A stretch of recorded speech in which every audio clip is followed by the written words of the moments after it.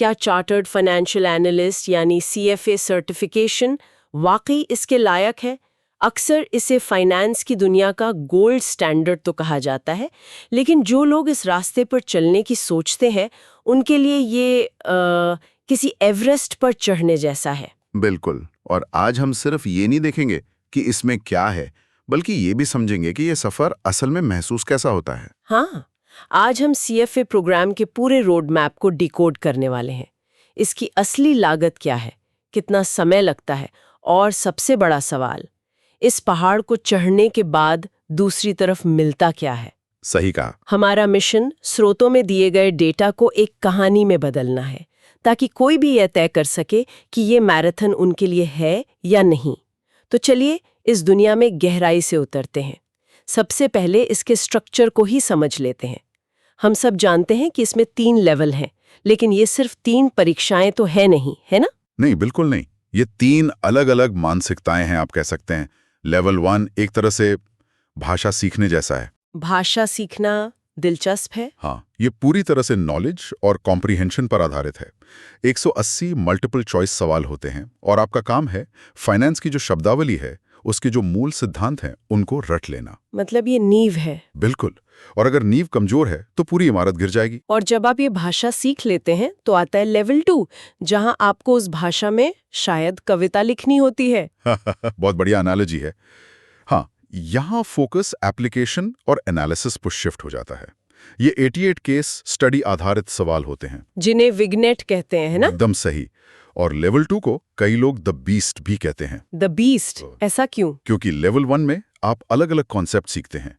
Level 2 में एक ही case study में 5-6 कॉन्सेप्ट एक साथ मिला दिए जाते हैं। आपको सिर्फ फॉर्मूला जानना नहीं है, बल्कि ये भी समझना है कि कौन सा फॉर्मूला कब, कहां और क्यों लगाना है। ओह, तो यहीं पर आकर ज्यादातर लोगों की गाड़ी अटकती होगी। बिल्कुल। के बारे में है कि कौन सी कविता पुरस्कार जीतेगी। मतलब आप एक असली पोर्टफोलियो मैनेजर की तरह सोचने लगते हैं। एकदम सही। सुबह का सेशन पूरी तरह से निबंध लिखने पर होता है, जहां आपको अपनी सलाह देनी होती है और उसे सही ठहराना होता है। यहाँ कोई सही या गलत जवाब नहीं होता, बस एक अच्छी तरह से तर्क दिया गया जवाब होता है। बिल्कुल। और ये एक सेल्फ स्टडी प्रोग्राम है, जिसका मतलब है कि अनुशासन ही सब कुछ है। और जब हम अनुशासन की बात करते हैं तो पास रेट्स की कहानी अपने आप सामने आ जाती है। और आंकड़े काफी सोबरिंग है, कह सकते हैं। हर लेवल पर औसतन केवल 43 से 50% लोग ही पास हो पाते हैं। मतलब लगभग आधे लोग हर बार बाहर हो जाते हैं। जी, ये कोई कॉलेज का एग्जाम नहीं है, ये एक प्रोफेशनल एलिमिनेशन राउंड है। चलिए इस एलिमिनेशन राउंड की एंट्री फीस की बात करते हैं, क्योंकि ये एक बहुत बड़ा फैक्टर है। हमारे स्रोतों में एक अच्छी खबर है। CFA इंस्टीट्यूट ने 29 अप्रैल 2025 से $350 की जो वन टाइम इनरोलमेंट फीस थी वो खत्म कर दी है। हाँ, ये एक बहुत बड़ा और बहुत अच्छा कदम है, खासकर उन लोगों के लिए जो अभी अपना करियर शुरू कर रहे हैं। एंट्री बैरियर थोड़ा कम हो जाता है। बिल्कुल, लेकिन फिर भी कुल लागत काफी ज्यादा है। अगर कोई 2026 की परीक्षाओं के लिए तीनों लेवल अर्ली रजिस्ट्रेशन में क्लियर कर लेता है तो न्यूनतम लागत $3,520 के आसपास आएगी। और अगर कोई स्टैंडर्ड रजिस्ट्रेशन के तहत जाता है तब तो ये आंकड़ा बढ़कर $4,570 तक पहुंच जाता है। सही। लेकिन ये तो सिर्फ कहानी की शुरुआत है। ये तो सिर्फ एग्जाम में बैठने की फीस है। हाँ, असली खर्च तो इसके ऊपर शुरू होता है। बिल्कुल। आपको कैपलन, श्वाइजर या वाइली जैसे प्रेप प्रोवाइडर्स का स्टडी मटेरियल लेना पड़ेगा, जिसका खर्च $300 से $1,500 प्रति लेवल आ सकता है। प्रति लेवल? जी, हर लेवल का अलग। फिर एक अप्रूव्ड कैलकुलेटर जैसे TI BA 2+, जो $30 से $50 का आता है। और भगवान ना करे अगर आपको एग्जाम रीशेड्यूल करना पड़ा तो $250 और। हाँ, तो अगर हम एक यथार्थवादी बजट बनाएं जिसमें हम ये मान लें कि कोई एक बार फेल हो सकता है और उसे तैयारी के लिए अच्छे मटेरियल की भी जरूरत है, तो असली आंकड़ा कहां तक पहुंच सकता है? देखिए, अगर हम एक रीटेक की लागत और अच्छे प्रेप मटेरियल को जोड़ दें तो एक यथार्थवादी बजट लगभग $7,660 तक पहुंच सकता है। $7,660 भारतीय रुपए में ये लगभग 6.4 लाख होता है। जी, यह एक गंभीर निवेश है। हालांकि यह जानना भी जरूरी है कि वित्तीय जरूरत वाले उम्मीदवारों के लिए एक्सेस स्कॉलरशिप जैसे विकल्प भी हैं जो फीस को काफी कम कर सकते हैं। तो हाँ, 6.4 लाख रुपए का निवेश एक बड़ी बात है। लेकिन हमारे सूत्रों के अनुसार पैसे से भी बड़ा निवेश एक और चीज का है जिसे आप वापस नहीं पा सकते हैं, और वो है समय। आप उस मशहूर 300 घंटे के नियम की बात कर रहे हैं ना? हाँ, वही। CFA इंस्टीट्यूट कहता है कि हर लेवल के लिए कम से कम 300 घंटे की पढ़ाई जरूरी है, लेकिन स्रोतों के अनुसार ये तो बस एक शुरुआती बिंदु है। बिल्कुल। असल में लेवल 2 और 3 के लिए उम्मीदवार 350 से 400 घंटे तक लगाते हैं। 350 से 400? हाँ, अगर हम तीनों लेवल का कुल समय जोड़ें तो ये 1000 से 1100 घंटों की पढ़ाई है। 1000 घंटे? जी। इसे परिप्रेक्ष्य में रखने के लिए ये एक साल में लगभग 25 हफ्ते, हर हफ्ते 40 घंटे काम करने के बराबर है। और एक काम करने वाले पेशेवर के लिए इसका क्या मतलब है? इसका मतलब है कि 6 महीने की तैयारी के दौरान आपको हर हफ्ते 12 से 15 घंटे निकालने होंगे। सही है। हाँ। मतलब सुबह 5 बजे उठकर पढ़ना, ऑफिस के बाद पढ़ना, वीकेंड्स पर दोस्तों के साथ बाहर जाने की बजाय घर पे बैठकर पढ़ाई करना, आपका सामाजिक जीवन मतलब लगभग खत्म हो जाता है। एक लाइफस्टाइल चॉइस बन जाती है।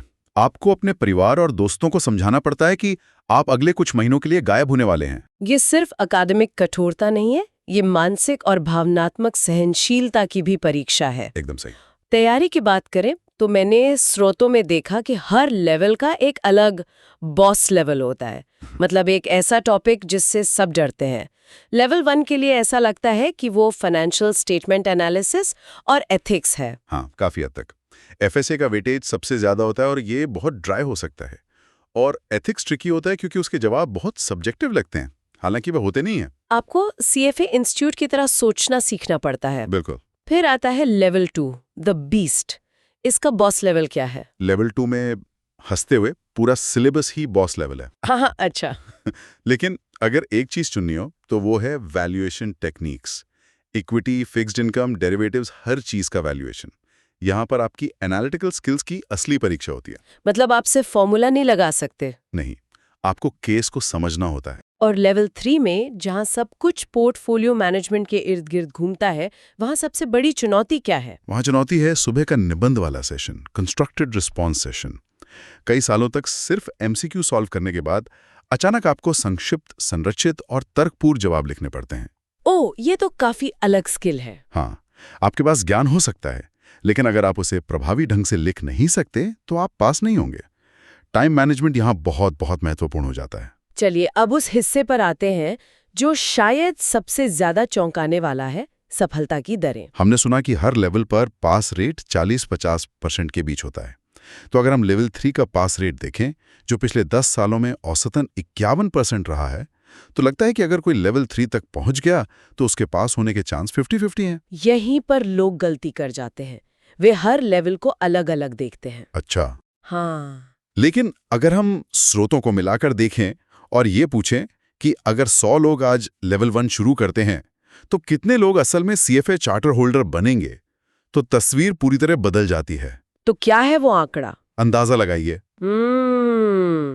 अगर हर लेवल पर लगभग आधे लोग बाहर हो रहे हैं, तो मैं कहूंगी शायद 100 में से 20 लोग। उससे भी बहुत कम।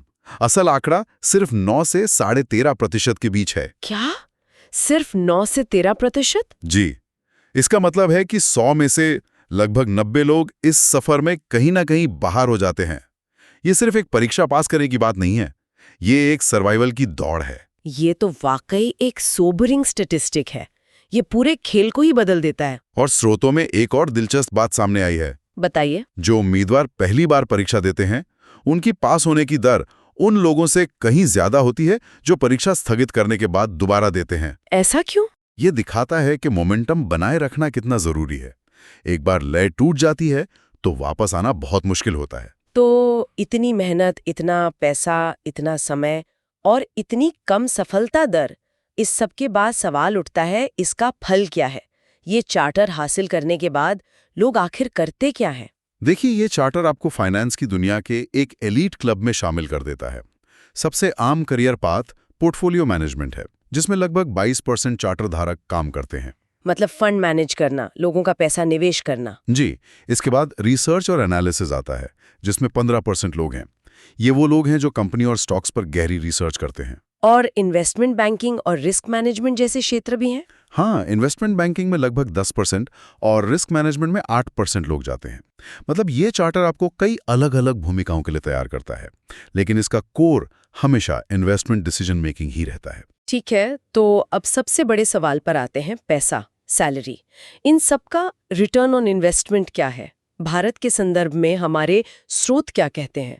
CFA इंस्टीट्यूट के अपने सर्वेक्षण के अनुसार भारत में एक फ्रेश चार्टर होल्डर का औसत वार्षिक वेतन 28.6 लाख रुपए है। 28 लाख एक शुरुआती सैलरी के तौर पर? जी, और जैसे जैसे आपका अनुभव बढ़ता है ये आंकड़ा 44 लाख रुपए या उससे भी ज्यादा हो सकता है। ये तो भारत में टॉप टियर MBA के बराबर या उससे भी ज्यादा है। बिल्कुल। और वैश्विक स्तर पर क्या स्थिति है? अमेरिका में क्या आंकड़े हैं? अमेरिका में तो आंकड़े और भी ज्यादा प्रभावशाली हैं।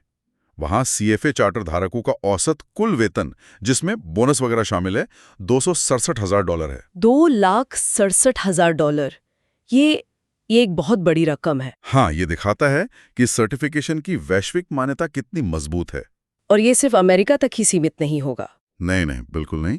सिंगापुर, दुबई और हांगकांग जैसे फिनांस हब्स में भी बहुत आकर्षक वेतन मिलता है।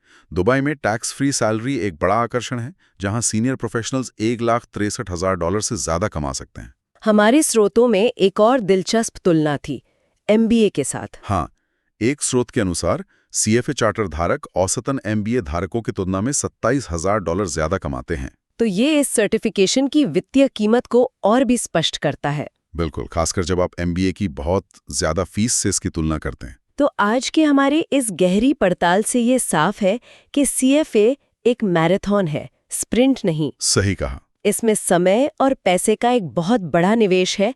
असफलता की दर चौंकाने वाली रूप से ज्यादा है, लेकिन दूसरी तरफ करियर और वित्तीय पुरस्कार भी उतने ही महत्वपूर्ण है। और ये एक ऐसा सफर है जिसे पूरा करने में कम से कम 18 महीने तो लगते ही हैं, लेकिन औसतन 3 से 4 साल लग जाते हैं। सही। और ये यात्रा सिर्फ 3 परीक्षाएं पास करने के बारे में नहीं है, ये उससे कहीं ज्यादा है। ये एक वैश्विक नेटवर्क का हिस्सा बनने, उच्चतम नैतिक मानकों का पालन करने की शपथ लेने और जीवन भर सीखने की प्रतिबद्धता के बारे में है। मतलब चार्टर मिलने के बाद सीखना बंद नहीं होता, बल्कि असल में शुरू होता है।